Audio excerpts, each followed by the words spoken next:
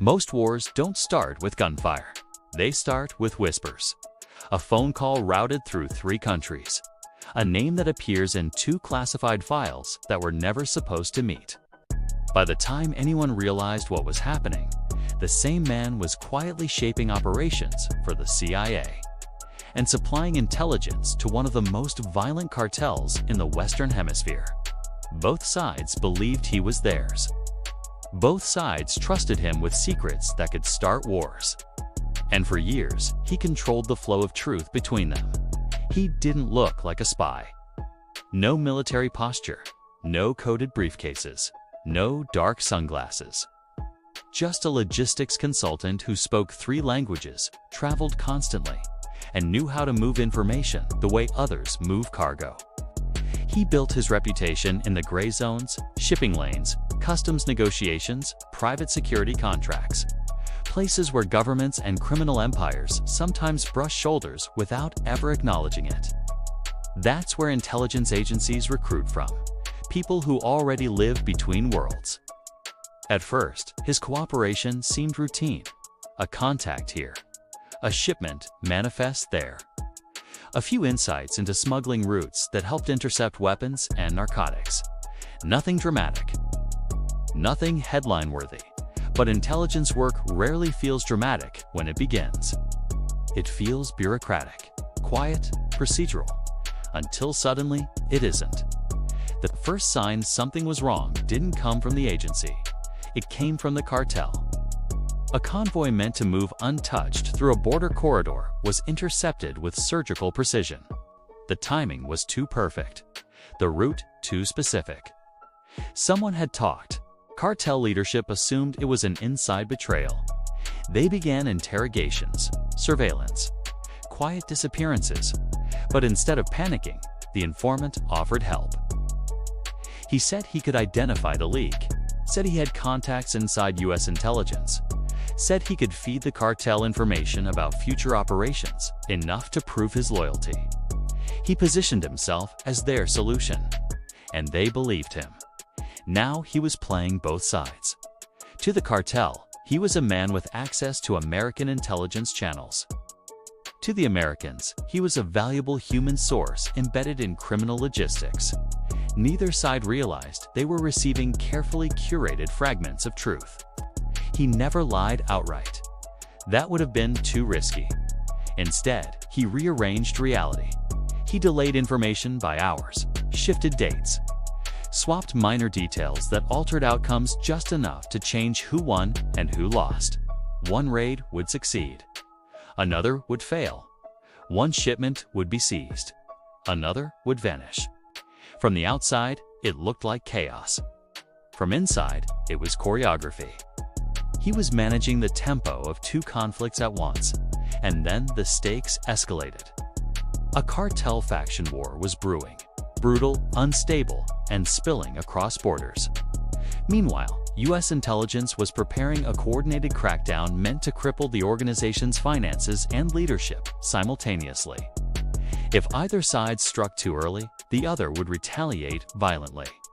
If both struck at once, the region could spiral into open paramilitary conflict. The informant understood this better than anyone, because he was the one deciding who knew what and when.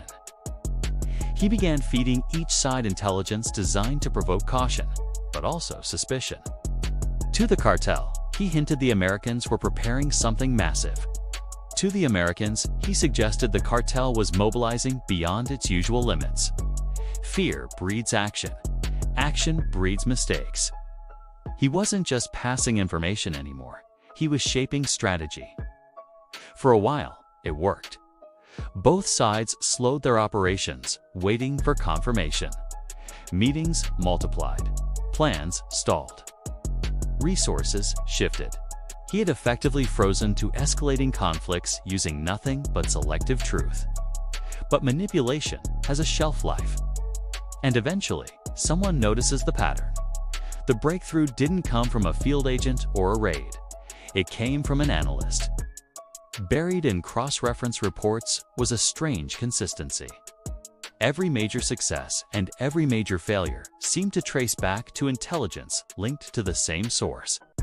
Not always directly, sometimes through intermediaries, sometimes buried under layers of reporting. But the fingerprints were there. The agency began quietly reviewing communications, timelines, and asset reliability scores. Nothing overt, no confrontation, just observation.